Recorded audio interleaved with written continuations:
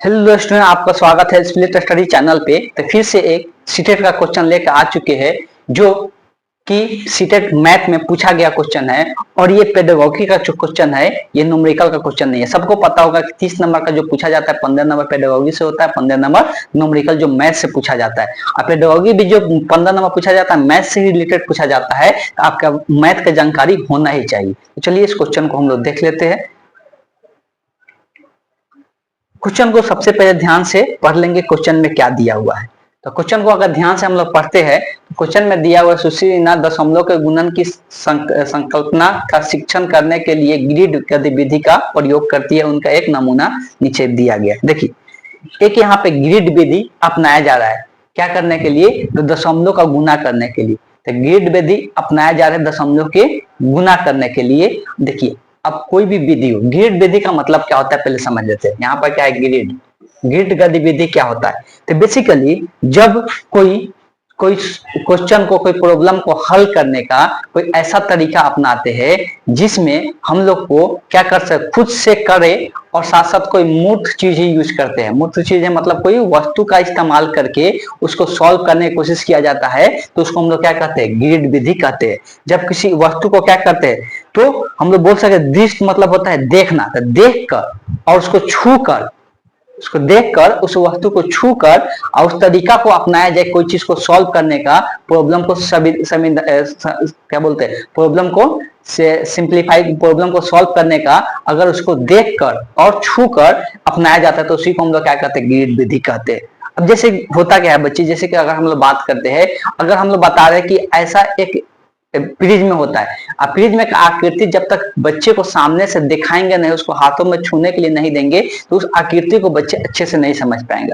गोले बताएंगे तो गोले को समझाने के लिए कोई भी आकृति हो, बेलन की आकृति हो, तो उसका ऐसा आकृति हम कागज का ही टुकड़े को भी बनाकर अगर उस बच्चे को दे दे तो उसको बहुत अच्छे से समझ में आ जाएगा। लेकिन हम बोर्ड पर ऐसे समझाने की कोशिश करेंगे, वो बच्चे नहीं समझ पाते। तो जब ऐसा तरीका अपनाया जाता है कि वो बच्चा क्या करे, देखे, दृष्टि से देखे और उसको छू सके, वैसा कोई वस्तु उसको मिल जाता है, तो उससे क्या होता है? उसको बच्चे को समझने में आसानी होता है। तो वही यहाँ पर ग्रिड विधि अपनाया जा रहा है। उसके लिए एक नमूना भी यहाँ पे दिया हुआ है कि 0.2 को 0.3 से क्या करना है? गुना करना है। तो यहाँ पर देख सकते हैं ये 0.2 को दर्शाया जा रहा है, उधर कितना को? 0.3 को दर्शाया जा रहा है। और यही दोनों का यहाँ पर गुणनफल दिया है 0.06।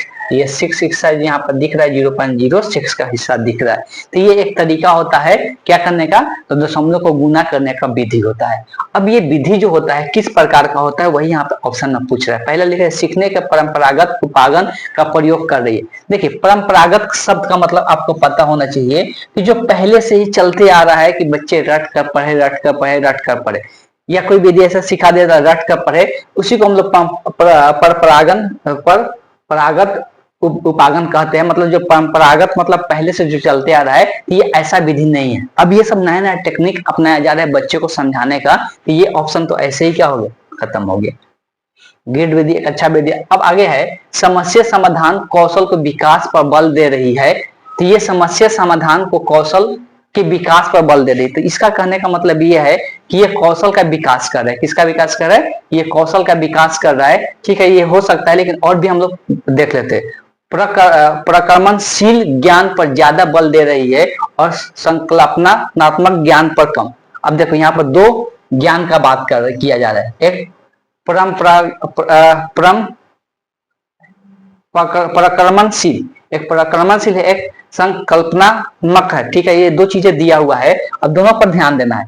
ये जो संकल्पनात्मक होता है, ये विधि क्या कहता है कि बच्चे को क्या करना है, तो बच्चे को किस प्रकार सिखाना है, तो उसको करके सिखाना है। कोई वस्तु देकर सिखाना है, वस्तु दिखाकर सिखाना है। मतलब उसको सामने कोई वस्तु रख दे, उसको वहां पे दिखाकर सिखाना है, तो उसको हम लोग क्या कहते हैं? संकल्पनात्मक विधि कहते हैं।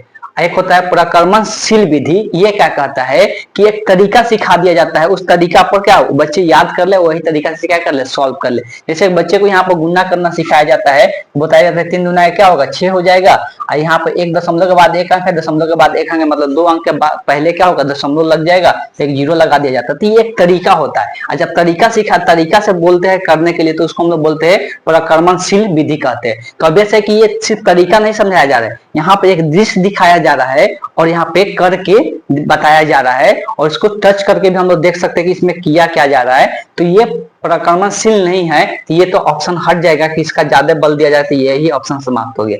लेकिन यहाँ पे दिया है कि कल्पनात्मक ज्ञान और समस्या समाधान पर ज्यादा बल दे रहे हैं, ये सही है, इस पर ज्यादा बल दिया जा रहा है, इसका मतलब अभी हम समझा दिए। और ये भी हो सकता है, लेकिन ये इससे ज्यादा बेटर ये ऑप्शन है, इसलिए इस ऑप्शन को हटा सकते हैं। तो option D the correct option हो जाएगा इस क्वेश्चन का। बहुत सारे सीटेट में ऐसा क्वेश्चन देखने को मिलता है कि ऑप्शन जो आता है दो दो ऑप्शन हो सकता है करेक्ट लगता है, लेकिन जो ज्यादा बेस्ट रहेगा उसी ऑप्शन को चूज करना है, इस बात को ध्यान में रखना है। चलिए इसी के साथ चलिए क्वेश्चन हम लोग कंप्लीट कर लिए। इसी प्रकार के वीडियो पाने के लिए आप चैनल को सब्सक्राइब करें और बेल नोटिफिकेशन को भी ऑन कर ले कि आगे का न्यू वीडियो का अपडेट आपको मिलते रहे। Thank you.